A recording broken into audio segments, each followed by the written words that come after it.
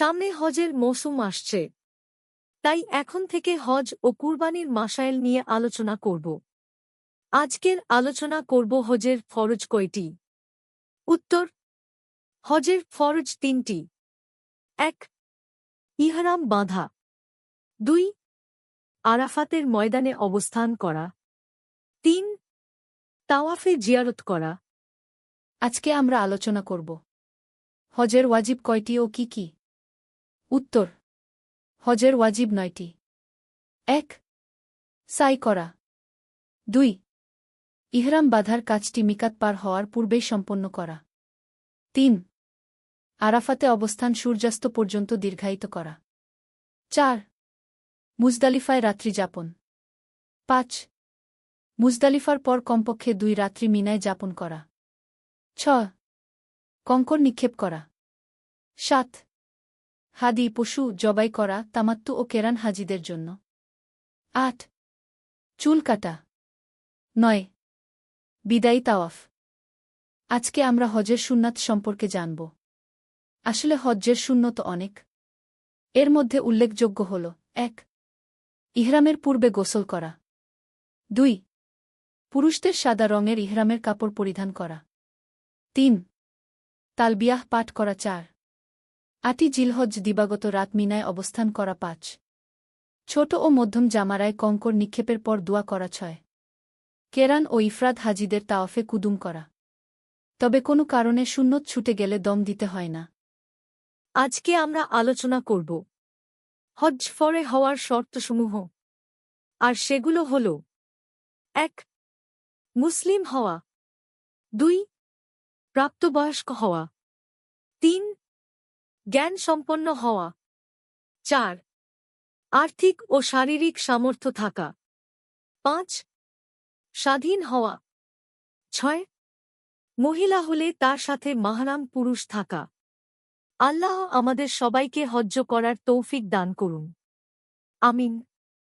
আজকে আমরা বলবো কতটুকু সম্পদ থাকলে হজ ফরজ হয়। উত্তর: নিরাপদ ও সুষ্ঠু যোগাযোগ ব্যবস্থা সহ। দৈহিক সক্ষমতা থাকলে এবং আর্থিকভাবে কাবা ঘরে যাওয়া ও আসার সমপরিমাণ সম্পদ থাকলে তার উপর হজ ফরজ। অনেকের উপর হজ ফরজ হওয়া সত্ত্বেও বিভিন্ন অজুহাতে অলসতা করেন, অথচ রাসূলুল্লাহ সাল্লাল্লাহু আলাইহিস সালাম বলেন, যে ব্যক্তি হজ্জের সংকল্প করে সে যেন দ্রুত সেটা সম্পাদন করে। আজ থেকে আমরা হজের দিনগুলোর ধারাবাহিক কাজগুলো আলোচনা করব। যে কোন দিন কি কাজ করতে হয়। তাই আজকে 8 তারিখের আমলের কথা বলছি।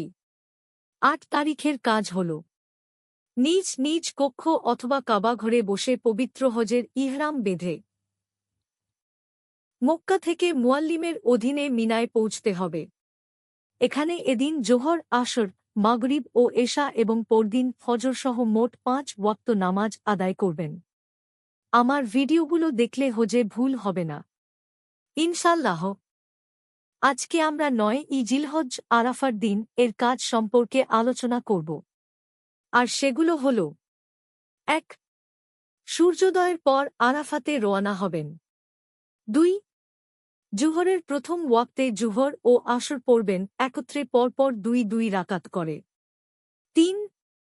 সূর্যাস্তের পর মুজদালিফায় রওনা করবেন। মাগরিব এশা সেখানেই পড়বেন।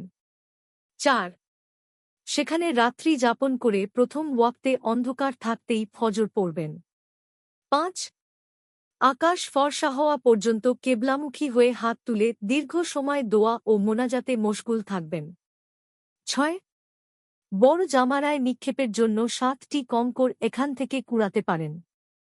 আমরা হজ্জের দিন ভিত্তিক ধারাবাহিক আলোচনা করতেছিলাম, তাই আজকে তৃতীয় পাঠ আলোচনা করব, আর সেটা হল 10ই জিলহজ এর দিনের কাজ। 10ই জিলহজ এর দিনের কাজ 4টি। 1. বড় জামরায় 7টি কঙ্কর নিক্ষেপ করবেন। 2. কুরবানি করবেন। 3. চুল কাটাবেন। অতঃপর ইহরামের কাপড় বদলিয়ে সাধারণ পোশাক পরে ফেলবেন। 4. তাওয়াফে ইফাদা করবেন। এদিন না পারলে এটি 11 বা 12 তারিখেও করতে পারবেন এবং তৎসঙ্গে সাইও করবেন। আজকে আমরা হজের ধারাবাহিক আলোচনার চতুর্থ পাঠ নিয়ে কথা বলবো, আর সেটা হল 11ই জিলহজ। এদিনের কাজ দুটি। 1. দুপুরের পর সিরিয়াল ঠিক রেখে প্রথমে ছোট, মধ্যম ও এর পরে বড় জামরায় প্রত্যেকটিতে 7টি করে কঙ্কর নিক্ষেপ করবেন। 2. মিনায় রাত্রি যাপন করবেন। আজকে আমরা হজের ধারাবাহিক আলোচনার পঞ্চম পাঠ নিয়ে আলোচনা করব, আর তাহলে 12ই জিলহজ।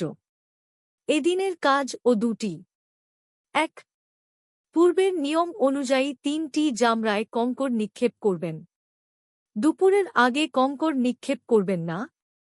2. সূর্যাস্তের আগে মিনা ত্যাগ করবেন।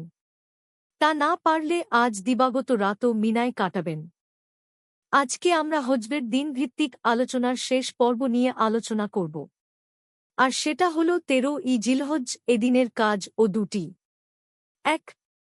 যারা গত রাত মিনায় কাটিয়েছেন তারা আজ দুপুরের পর পূর্বদিনের নিয়মেই 7টি করে মোট 21টি কঙ্কর মারবেন।